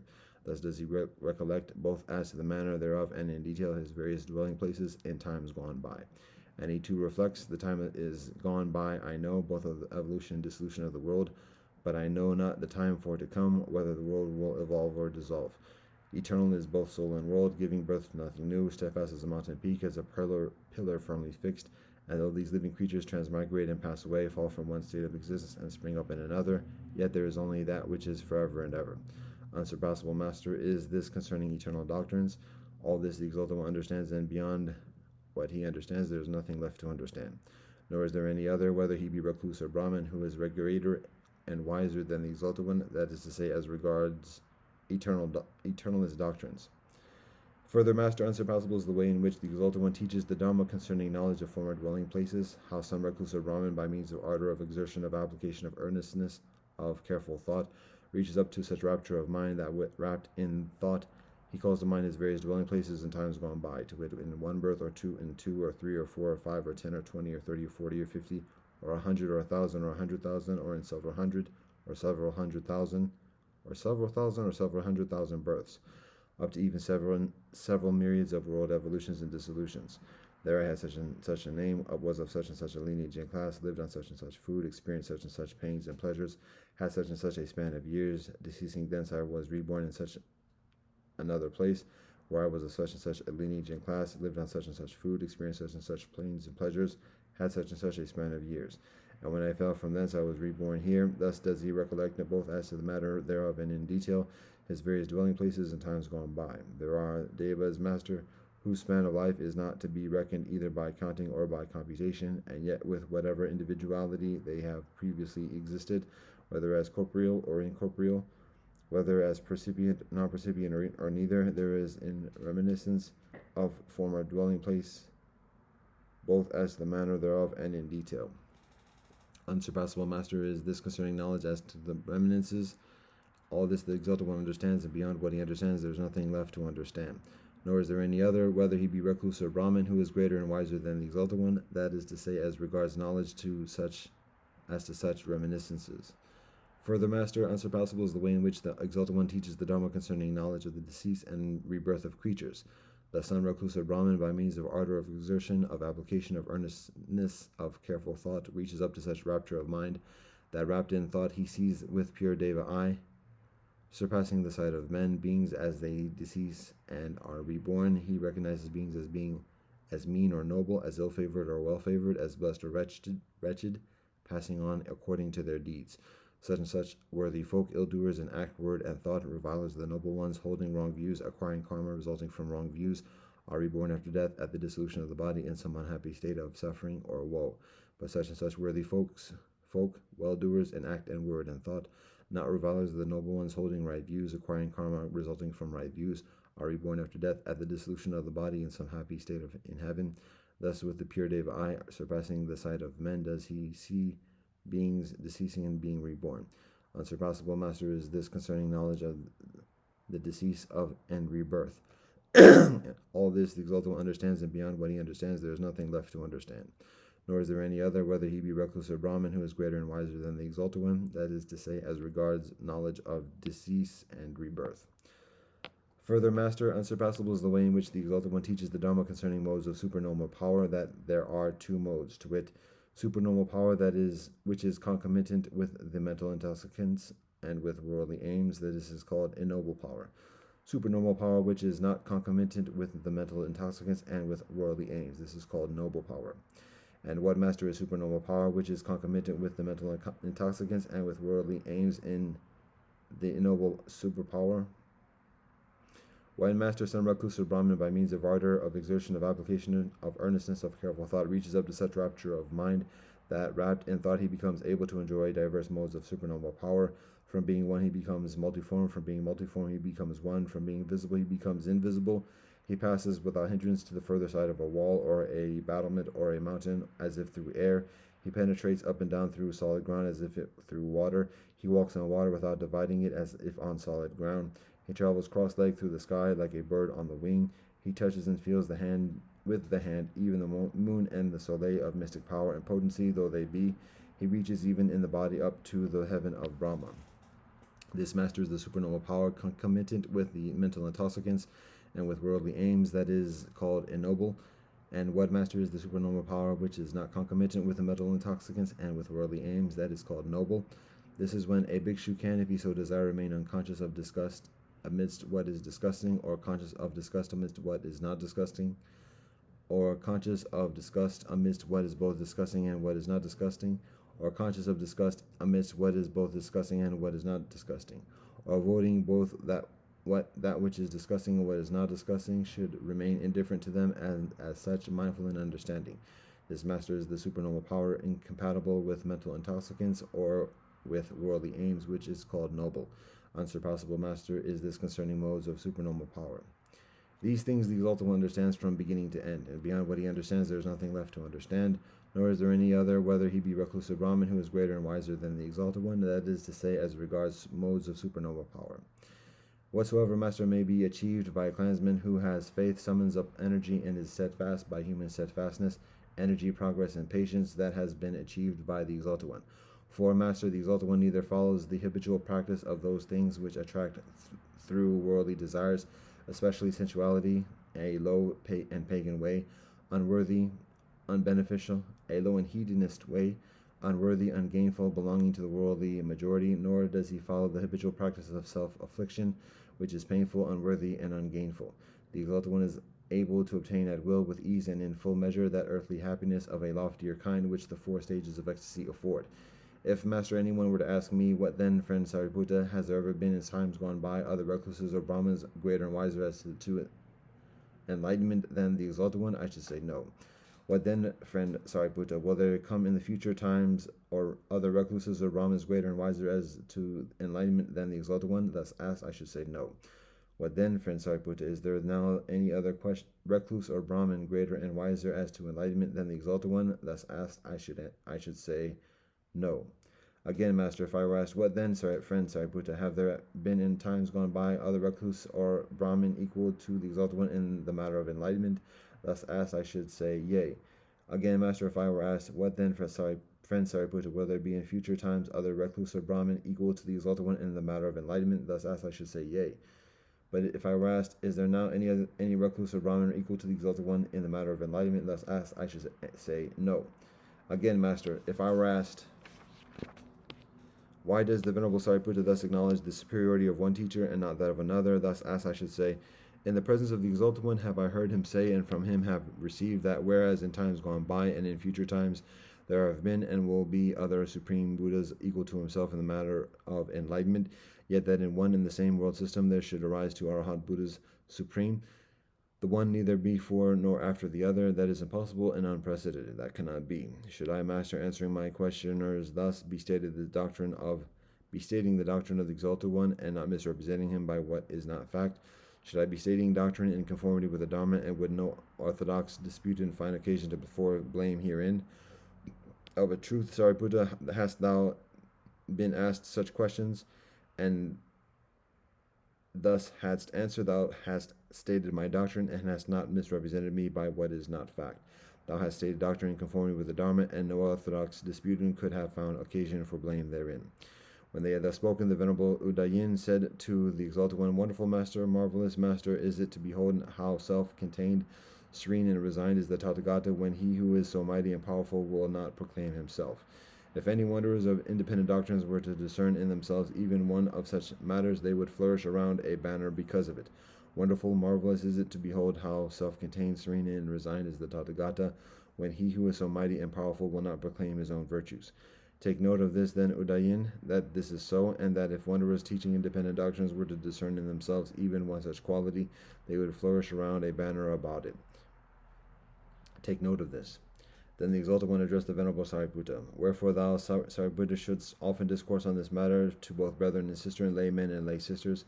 Whatever foolish ones there be who will feel doubt and hesitation concerning the Tathagata, when they have heard such discourse, even they too will banish their hesitation and their doubt. On this wise did the Venerable Sariputta make known his faith before the Exalted One. Hence the title, The Faith That Satisfied, is another name for his confession.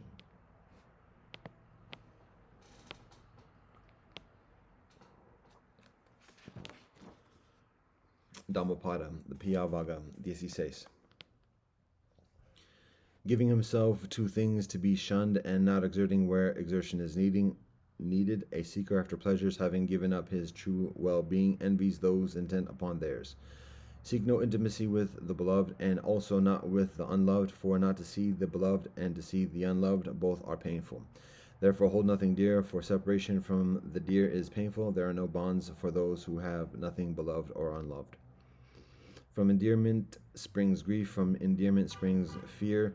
For one who is wholly free from endearment there is no grief, whence then fear? From affection springs grief, from affection springs fear. For one who is wholly free from affection there is no grief, whence then fear? From attachment springs grief, from attachment springs fear. For one who is wholly free from attachment there is no grief, whence then fear?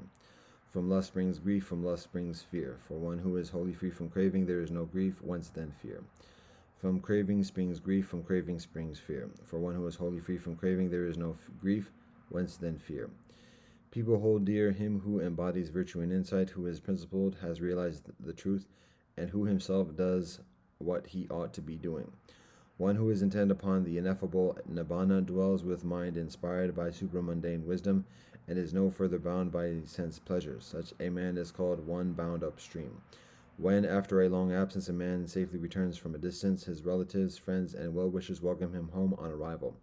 As kinsmen welcome a dear one on arrival, even so his own benevolent deeds will welcome the doer of benevolence who has gone from this world to the next.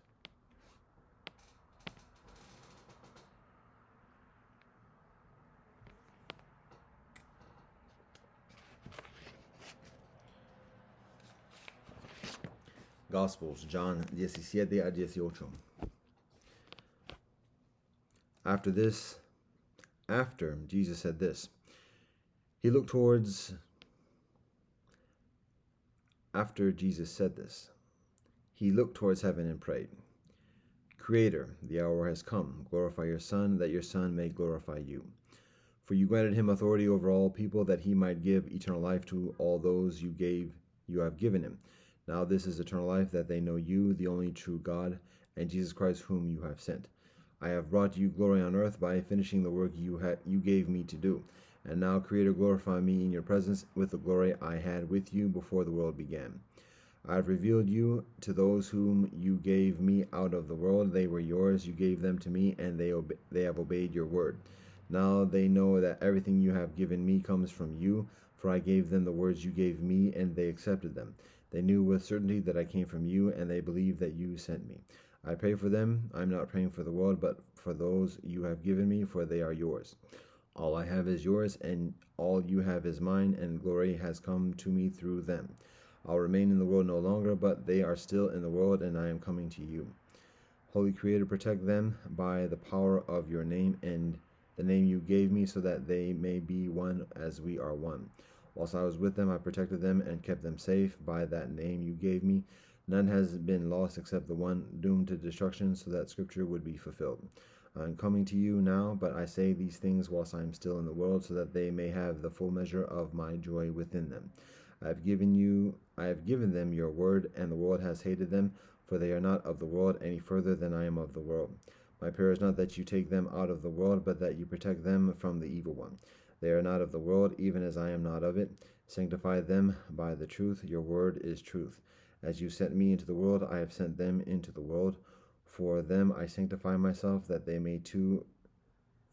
too may be truly sanctified. My prayer is not for them alone. I pray also for those who will believe in me through their message, that all of them may be one. Creator, just as you are in me and I am in you, may they also be in us, so that the world may believe that you have sent me. I have given them the glory that you gave me, that they may be one as we are one. I in them and you in me, so that they may be brought to complete unity. Then the world will know that you sent me and have loved them even as you have loved me. Creator, I want those you have given me to be with me where I am, and to see my glory, the glory you have given me, because you loved me before the creation of the world. Righteous Creator, though the world does not know you, I know you, and they know that you have sent me. I have made you known to them, and will continue to make you known, in order that the love you have for me may be in them, and that I myself may be in them. When he had finished praying, Jesus left with his disciples and crossed the Kidron Valley. On the other side there was a garden, and he and his disciples went into it. Now Judas, who betrayed him, knew the place, because Jesus had often met there with his disciples. So Judas came to the garden, guiding a detachment of soldiers and some officials from the chief priests and the Pharisees. They were carrying torches, lanterns, and weapons. Jesus, knowing all that was going to happen to him, went out and asked them, "Who is it you want?" "Jesus of Nazareth," they replied. "I am he," Jesus said, and Judas the traitor was standing there with them. When Jesus said, "I am he," they drew back and fell to the ground. Again he asked them, "Who is it you want?" Jesus of Nazareth," they said.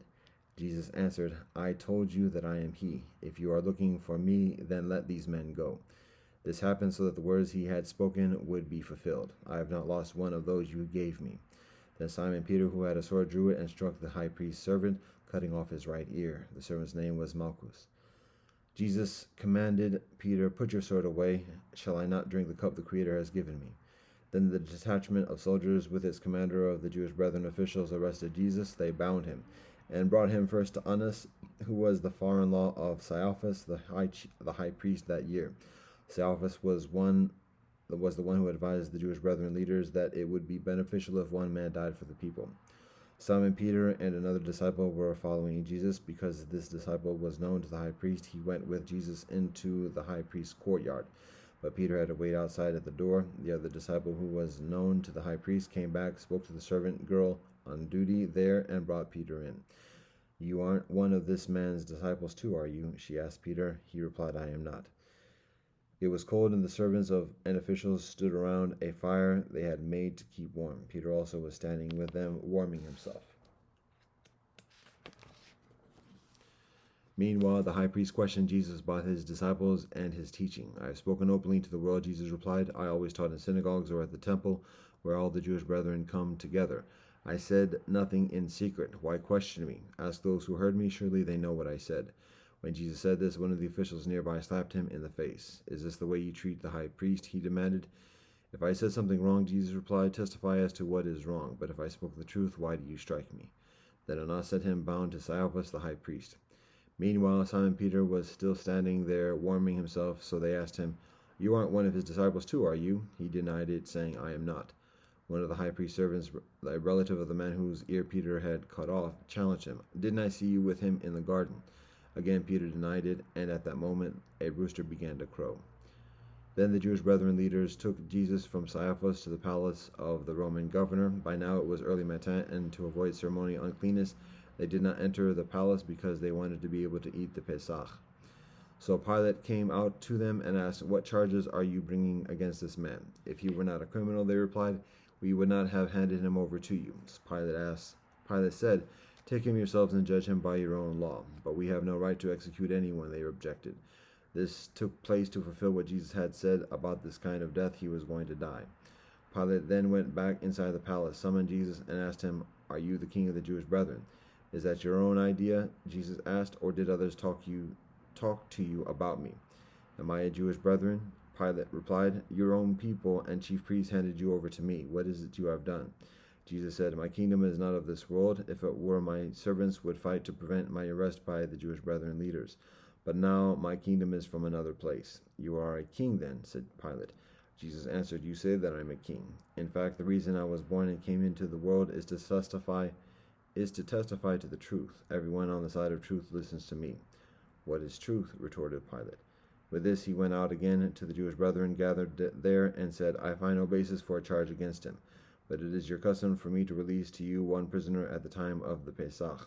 Do you want me to release the king of the Jewish brethren?" They shouted back, "No, not him. Give us Barabbas." Now Barabbas had taken part in an uprising.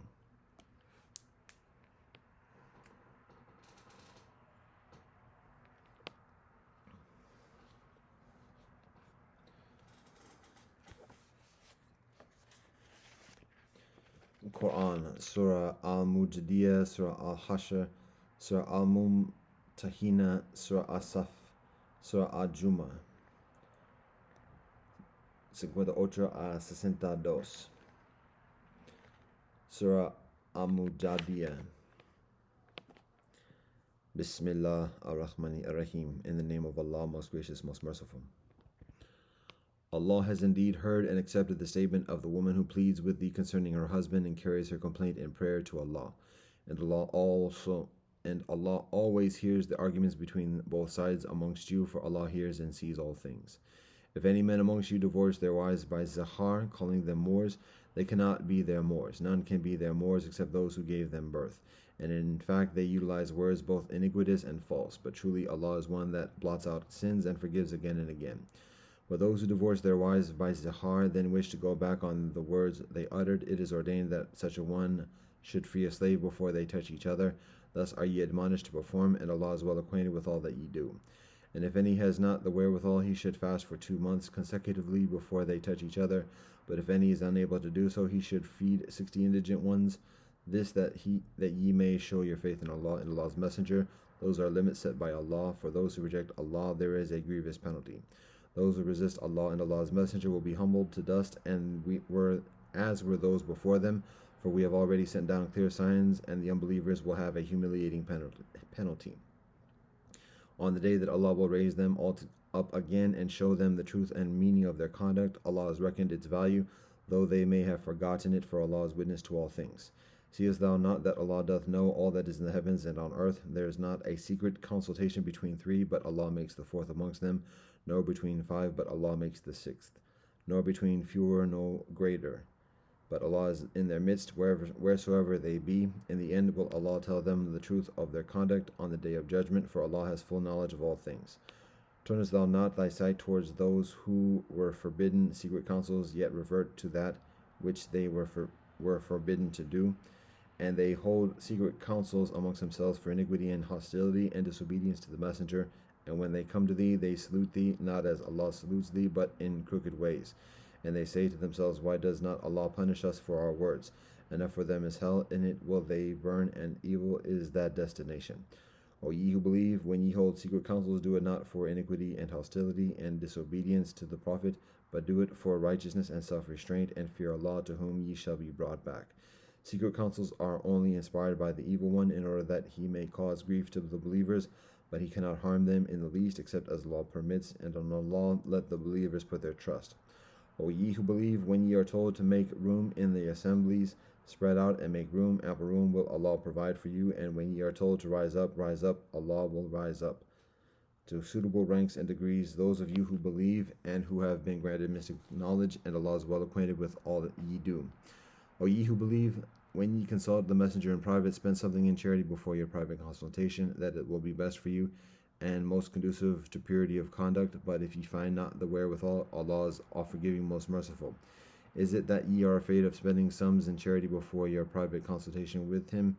If then ye do not so, and Allah forgives you, then at least establish regular prayer, practice regular charity, and obey Allah and Allah's Messenger, and Allah is well acquainted with all that ye do. Turnest thou not thy attention to those who turn in friendship to such as have the wrath of Allah upon them? They are neither of you nor of them, and they swear to falsehood knowingly. Allah has prepared for them a severe penalty. Evil indeed are their deeds. They have made their oaths a screen for their misdeeds. Thus they obstruct men from the path of Allah. Therefore shall they have a humiliating penalty. Of no benefit whatever to them against Allah will be their riches nor their sons. They will be companions of the fire to dwell therein for aye. One day will Allah raise them all up for judgment. Then will they swear to Allah as they swear to you, and they think that they have something to stand upon. No, indeed, they are but liars. The evil one has got the better of them, so he has made them lose the remembrance of Allah. They are the party of the evil one. Truly it is the party of the evil one that will perish. Those who resist Allah and Allah's Messenger will be amongst those most humiliated. Allah has decreed, it is I and my apostles who must prevail, for Allah is one full of strength, able to enforce Allah's will. Thou will not find any people who believe in Allah in the last day, loving those who resist Allah and Allah's Messenger, even though they were their fathers or their sons, or their brothers or their kindred.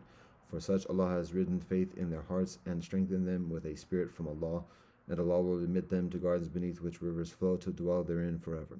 Allah will be well pleased with them, and they with Allah. They are the party of Allah. Truly it is the party of Allah that will achieve felicity.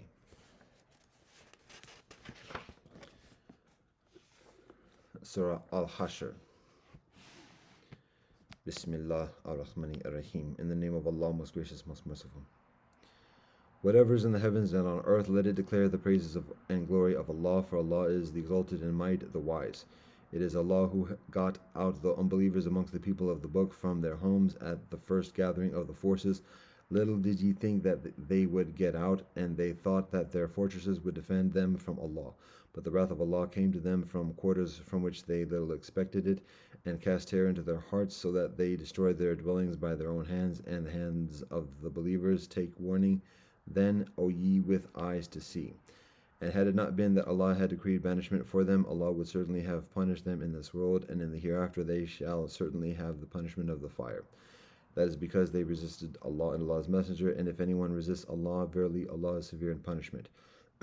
Whether ye cut down, O ye Muslim, The tender palm trees, or ye left them standing on their roots, it was by leave of Allah, and in order that Allah might cover with shame the rebellious transgressors.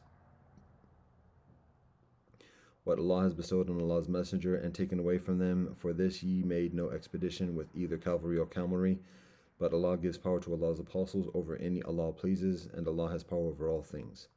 What Allah has bestowed on Allah's Messenger and taken away from the people of the townships belongs to Allah, to Allah's Messenger, and to the kindred and orphans, the needy and the wayfarer, in order that it may not merely make a circuit between the wealthy amongst you. So take what the Messenger assigns to you, and deny yourselves that which he withholds from you, and fear Allah, for Allah is strict in punishment. Some part is due to the indigent muhajirs, those who were expelled from their homes and their property, while seeking grace from Allah and Allah's benevolent pleasure, and aiding Allah and Allah's Messenger. Such are the sincere ones. But those who before them had homes in Medina and had adopted the faith showed their affection to such as came to them for refuge, and entertained no desire in their hearts for things given to the latter, but give them preference over themselves, even though poverty was their own lot, and those saved from the covetousness of their own souls. They are the ones that achieve prosperity. And those who came after them say, Our Lord, forgive us and our brethren who came before us into the faith, and leave not in our hearts rancor or sense of injury against those who have believed. Our Lord, thou art indeed full of kindness, most merciful. Hast thou not observed the hypocrites say to the misbelieving brethren amongst the people of the book, If ye are expelled, we too will go out with you, and we will never hearken to anyone in your affair. And if ye are attacked in fight, we will help you. But Allah's witness that they are indeed liars. If they are expelled, never will they go out with them. And if they are attacked in fight, they will never help them. And if they do help them, they will turn their backs, so they will receive no help. Of a truth, ye are stronger than they because of the terror in their hearts, sent by Allah. That is because they are men devoid of understanding. They will not fight you even together, except in fortified townships or from behind walls. Strong is their fighting spirit amongst themselves. Allah would think they were united, but their hearts are divided. That is because they are people devoid of wisdom. Like those who lately preceded them, they have tasted the evil result of their conduct, and in the hereafter there is for them a grievous penalty. Their allies deceive them, like the evil one when he says to man, Deny Allah. But when man denies Allah, the evil one says, I am free of thee, I do fear Allah, the Lord of the worlds. The end of both will be that they will go into the fire, dwelling therein forever. Such is the reward of the wrongdoers. O ye who believe, fear Allah, and let every soul look to what provision Allah has sent forth for the mañana. Yea, fear Allah, for Allah is well acquainted with all that ye do. And be ye not like those who forgot Allah, and Allah made them forget their own souls. Such are the rebellious transgressors. Not equal are the companions of the fire and the companions of the garden. It is the companions of the garden that will achieve felicity. Had we sent down this Quran on a mountain, verily thou wouldst have seen it humble itself and cleave asunder for fear of Allah. Such are the similitudes which we propound to men, that they may reflect. Allah is Allah, than whom there is none other deity, who knows all things, both secret and open. Allah most gracious, most merciful. Allah is Allah, than whom there is none other deity, the Sovereign, the Holy One, the source of peace and perfection, the guardian of faith, the preserver of safety, the exalted in might, the irresistible, the supreme. Glory to Allah. High is Allah above the partners they attribute to Allah. Allah is Allah, the creator, the evolver, the bestower of forms or colors. To Allah belong the most beautiful names. Whatever is in the heavens and on earth doth declare Allah's praises and glory, and Allah is the exalted in might, the wise. Surah Al-Mumtahina. Bismillah ar-Rahman ar-Rahim. In the name of Allah, most gracious, most merciful. O ye who believe, take not my enemies and yours as friends or protectors, offering them your love, even though they have rejected the truth that has come to you, and have on the contrary driven out the Prophet and yourselves from your homes, simply because ye believe in Allah your Lord. If ye have come out to strive in my way and to seek my benevolent pleasure, take them not as friends, holding secret converse of love and friendship with them. For I know full well all that ye conceal and all that ye reveal, and any of you that does this has strayed from the straight path. If they were to get the better of you, they would behave to you as enemies, and stretch forth their hands and their tongues against you for evil, and they desire that ye should reject the truth. Of no benefit to you will be your relatives and your children on the day of judgment. Allah will judge between you, for Allah sees well all that ye do. There is for you an excellent example to follow in Abraham and those with him, when they said to their people, We are clear of you and of whatever you worship besides Allah. We have rejected you, and there has arisen between us and you enmity and hatred forever, unless ye believe in Allah and Allah alone. But not when Abraham said to his father, I'll pray for forgiveness for thee, that though I have no power to get aught on thy behalf from Allah. They prayed, Our Lord, in thee do we trust, and to thee do we return in repentance. To thee is our final goal. Our Lord, make us not a test and trial for the unbelievers, but forgive us, our Lord, for thou art the exalted might, the wise. There was indeed in them an excellent example for you to follow, for those whose hope is in Allah and in the last day. But if any turn away, truly Allah is free of all the wants, worthy of all praise. It may be that Allah will grant love and friendship between you and those whom ye now hold as enemies, for Allah has power over all things, and Allah is all forgiving, most merciful. Allah forbids you not with regard to those who fight you not for your faith, nor drive you out of your homes from dealing kindly and justly with them, for Allah loveth those who are just. Allah only forbids you with regard to those who fight you for your faith and drive you out of your homes, and support others in driving you out from turning to them for friendship and protection. It is such as turn to them in the circumstances that do wrong. O ye who believe, when there come to you believing women, refugees, examine and test them. Allah knows best as to their faith. If ye ascertain that they are believers, then send them not back to the unbelievers. They are not lawful wives for the unbelievers, nor are the unbelievers lawful husbands for them. But pay the unbelievers what they have spent on their dower, and there will be no blame on you if ye marry them on payment of their dower to them. But hold not to the guardianship of unbelieving women. Ask for what ye have spent on their dowers, and let the unbelievers ask for what they have spent on the dowers of women who come over to you. Such is the command of Allah. Allah judges with justice between you, and Allah is full of knowledge and wisdom. And if any of your wives desert you to the unbelievers, and ye have an accession by the coming over of a woman from the other side, then pay to those whose wives have deserted the equivalent of what they have spent on their dower, and fear Allah in whom ye believe. O Prophet, when believing women come to thee to take the oath of fealty to thee, that they will not associate and worship any other thing whatever with Allah, that they will not steal, that they will not commit adultery or fornication, that they will not kill their children, that they will not utter slander, intentionally forging falsehood, and that they will not disobey thee in any just matter, then do thou receive their fealty and pray to Allah for the forgiveness of their sins. For Allah is all forgiving, most merciful. O ye who believe, turn not for friendship to people on whom is the wrath of Allah. Of the hereafter they are already in despair, just as the unbelievers are in despair about those buried in graves.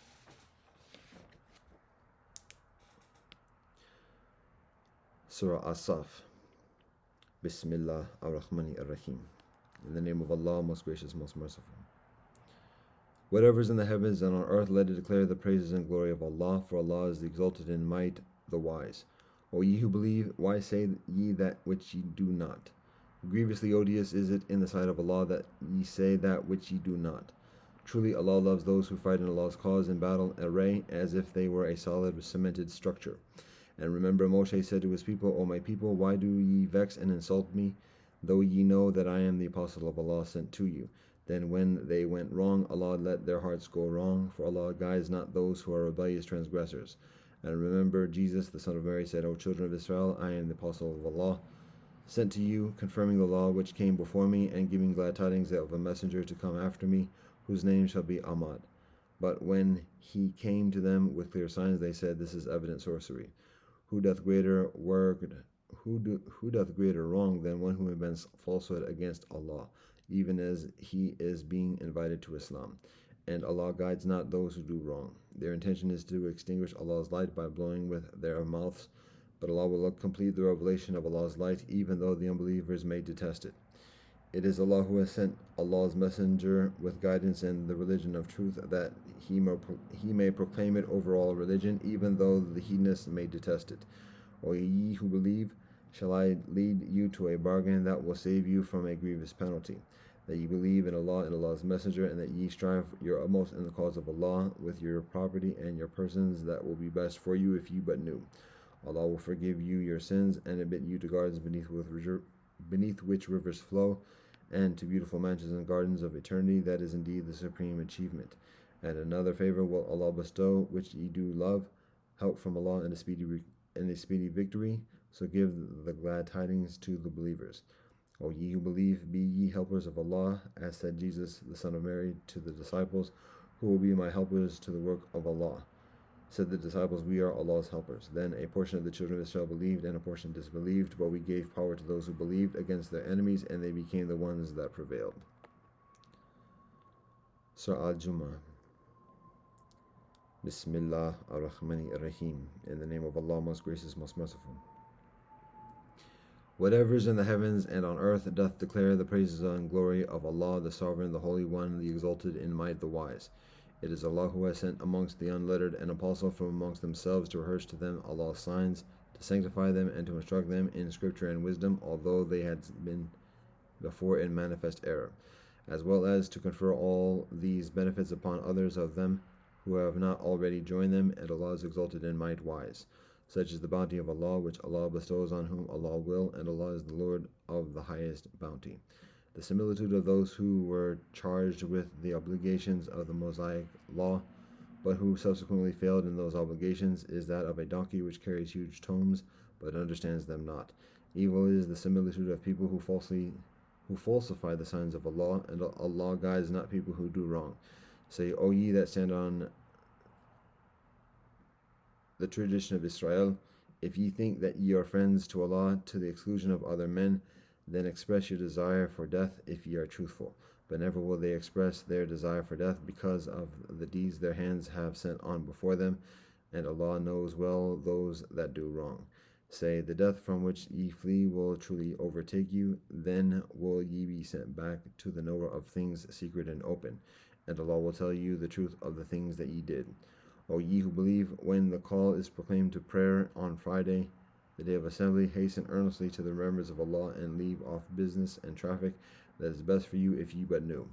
And when the prayer is finished, then may ye disperse through the land and seek of the bounty of Allah and celebrate the praises of Allah often and without stint, that ye may prosper. But when they see some bargain or some amusement, they disperse headlong to it and leave thee standing. Say, the blessing from the presence of Allah is better than any amusement or bargain, and Allah is the best to provide for all needs.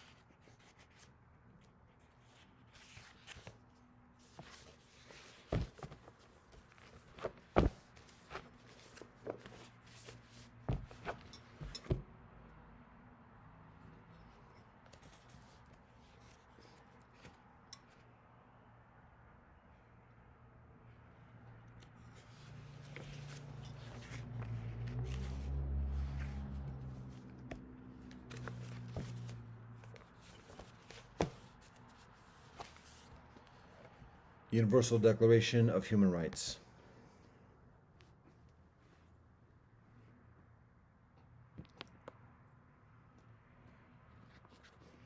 Preamble. Whereas recognition of the inherent dignity and of the equal and inalienable rights of all members of the human family is the foundation of freedom, justice, and peace in the world. Whereas disregard and contempt for human rights have resulted in barbarous acts which have outraged the conscience of mankind, and the advent of a world in which human beings shall enjoy freedom of speech and belief and freedom from fear and want has been proclaimed as the highest aspiration of the common people. Whereas it is essential, if man is not to be compelled to have recourse as a last resort to rebellion against tyranny and oppression, that human rights should be protected by the rule of law. Whereas it is essential to promote the development of friendly relations between nations. Whereas the peoples of the United Nations have in the Charter reaffirmed their faith in fundamental human rights, in the dignity and worth of the human person, and in the equal rights of men and women, and have determined to promote social progress and better standards of life in larger freedom. Whereas member states have pledged themselves to achieve, in cooperation with the United Nations, the promotion of universal respect for and observance of human rights and fundamental freedoms, whereas a common understanding of these rights and freedoms is of the greatest importance for the full actualization of this pledge. Now, therefore, the General Assembly proclaims this Universal Declaration of Human Rights as a common standard of achievement for all peoples and all nations, to the end that every individual and every organ of society, keeping this declaration constantly in the mind, shall strive by teaching and education to promote respect for these rights and freedoms, and by progressive measures, national and international, to secure their universal and effective recognition and observance both amongst the peoples of member states themselves and amongst the peoples of territories under their jurisdiction. Article 1. All human beings are born free and equal in dignity and rights. They are endowed with reason and conscience and should act towards one another in a spirit of brotherhood. Article 2. Everyone is entitled to all the rights and freedoms set forth in this declaration without distinction of any kind, such as race, color, sex, language, religion, political or other opinion, national or social origin, property, birth, or other status. Further, no distinction shall be made on the basis of the political, jurisdictional, or international status of the country or territory to which a person belongs, whether it be independent, trust, non-self-governing, or under any other limitation of sovereignty. Article 3. Everyone has the right to life, liberty, and security of person. Article 4. No one shall be held in slavery or servitude. Slavery and the slave trade shall be prohibited in all their forms. Article 5. No one shall be subjected to torture or to cruel, inhuman, or degrading treatment or punishment. Article 6. Everyone has the right to recognition everywhere as a person before the law. Article 7. All are equal before the law and are entitled without any discrimination to equal protection of the law. All are entitled to equal protection against any discrimination in violation of this declaration and against any incitement to such discrimination. Article 8. Everyone has the right to an effective remedy by the competent national tribunals for acts violating the fundamental rights granted him by the Constitution or by law. Article 9. No one shall be subjected to arbitrary arrest, detention, or exile. Article 10. Everyone is entitled to full equality to a fair and public hearing by an independent and impartial tribunal in the determination of his rights and obligations and of any criminal charge against him. Article 11. Everyone charged with a penal offense has the right to be presumed innocent until proved guilty according to law in a public trial at which he has had all the guarantees necessary for his defense. No one shall be held guilty of any penal offense on account of any act or omission which did not constitute a penal offense under national or international law at the time when it was committed, nor shall a heavier penalty be imposed than the one that was applicable at the time the penal offense was committed. Article 12. No one shall be subjected to arbitrary interference with his privacy, family, home, or correspondence, nor to attacks upon his honor and reputation. Everyone has the right to the protection of the law against such interference or attacks. Article 13. Everyone has the right to freedom of movement and residence within the borders of each state. Everyone has the right to leave any country, including his own, and to return to his country. Article 14. Everyone has the right to seek and to enjoy in other countries asylum from persecution. This right may not be invoked in the case of prosecutions genuinely arising from non-political crimes or from acts contrary to the purposes and principles of the United Nations. Article 15. Everyone has the right to a nationality. No one shall be arbitrarily deprived of his nationality nor denied the right to change his nationality. Article 16. Men and women of full age without any limitation due to race, nationality, or origin have the right to marry and to found a family. They are entitled to equal rights as to marriage, during marriage, and at its dissolution. Marriage shall be entered into only with the free and full consent of the intending spouses. The family is the natural and fundamental group unit of society and is entitled to protection by society and the state. Article 17. Everyone has the right to own property alone as well as in association with others. No one shall be arbitrarily deprived of his property. Article 18. Everyone has the right to freedom of thought, conscience, and religion. This right includes freedom to change his religion or belief, and freedom, either alone or in community with others and in public or private, to manifest his religion or belief in teaching, practice, worship, and observance. Article 19. Everyone has the right to freedom of opinion and expression. This right includes freedom to hold opinions without interference and to seek, receive, and impart information and ideas through any media and regardless of frontiers. Article 20. Everyone has the right to freedom of peaceful assembly and association. No one may be compelled to belong to an association. Article 21. Everyone has the right to take part in the government of his country directly or through freely chosen representatives. Everyone has the right of equal access to public service in his country. The will of the people shall be the basis of the authority of government. This will shall be expressed in periodic and genuine elections, which shall be by universal and equal suffrage, and shall be held by secret vote or by equivalent free voting procedures. Article 22. Everyone as a member of society has the right to Social Security and is entitled to actualization through national effort and international cooperation, and in accordance with the organization and resources of each state, of the economic, social, and cultural rights indispensable for his dignity and the free development of his personality. Article 23. Everyone has the right to work, to free choice of employment, to just and favorable conditions of work, and to protection against unemployment. Everyone without any discrimination has the right to equal pay for equal work. Everyone who works has the right to just and favorable remuneration, ensuring for himself and his family an existence worthy of human dignity, and supplemented, if necessary, by other means of social protection. Everyone has the right to form and to join free trade unions for the protection of his interests. Article 24. Everyone has the right to rest and leisure, including reasonable limitation of working hours and periodic holidays with pay. Article 25. Everyone has the right to a standard of living adequate for the health and well-being of himself and of his family, including food, clothing, housing, and medical care, and necessary social services, and the right to security in the event of unemployment, sickness, disability, widowhood, old age, or other lack of livelihood in circumstances beyond his control. Motherhood and childhood are entitled to special care and assistance. All children, whether born in or out of wedlock, shall enjoy the same social protections. Article 26. Everyone has the right to education. Education shall be free, at least in the elementary and fundamental stages. Elementary education shall be compulsory. Technical and professional education shall be made generally available, and higher education shall be equally accessible to all on the basis of merit. Education shall be directed to the full development of the human personality and to the strengthening of respect for human rights and fundamental freedoms. It shall promote understanding, tolerance, and friendship amongst all nations, racial or religious groups, and shall further the activities of the United Nations for the maintenance of peace. Parents have a prior right to choose the kind of education that shall be given to their children. Article 27. Everyone has the right freely to participate in the cultural life of the community, to enjoy the arts, and to share in scientific advancement and its benefits. Everyone has the right to the protection of the virtue and material interest resulting from any scientific, literary, or artistic production of which he is the author. Article 28. Everyone is entitled to a social and international order in which the rights and freedoms set forth in this declaration can be fully actualized. Article 29. Everyone has duties to the community in which alone the free and full development of his personality is possible. In the exercise of his rights and freedoms, everyone shall be subject only to such limitations as are determined by law solely for the purpose of securing due recognition and respect for the rights and freedoms of others, and of meeting the just requirements of virtue, public order, and the general well-being in a democratic society.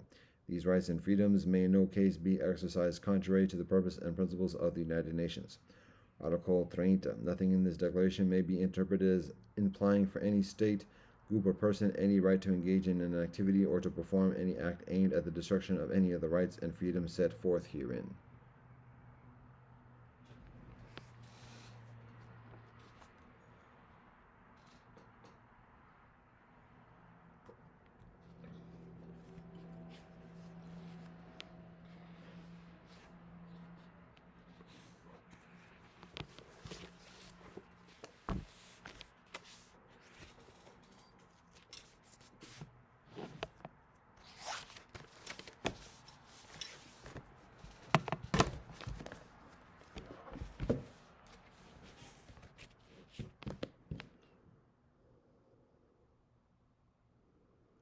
Alhamdulillah, Ar-Rahmani Ar-Rahim. Allahu Akbar. 道可道非常道，名可名非常名。Já Rastafari. Deus nos daqui essential Santa Vakita Nomentum Vahegu Sanam. Baruch Ata Elohim Eloheinu Melech Halam Asher Kasanu B'Mitzvot Zivan Sukbet V'Torah. Amen. Baruch Ata Elohim Eloheinu Melech Halam B'Arei P'Yagafim. Amen. Kyrie eleison, Sevamastu Savajagatahe, Sabe Sata Bhavantu Sukhitata. Fagabia. Aquaba, upendo na amani. Fikiri nesilami cinta dan permen libov me wumajika. Ubuntu shabona fakitka.